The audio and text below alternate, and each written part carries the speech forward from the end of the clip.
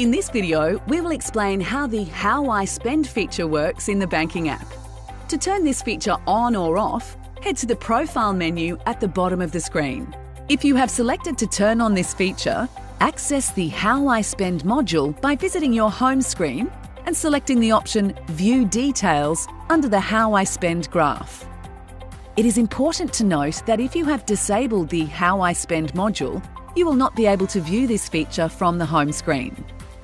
Once View Details have been selected, you will see a screen appear that breaks down general categories of where your money has been spent.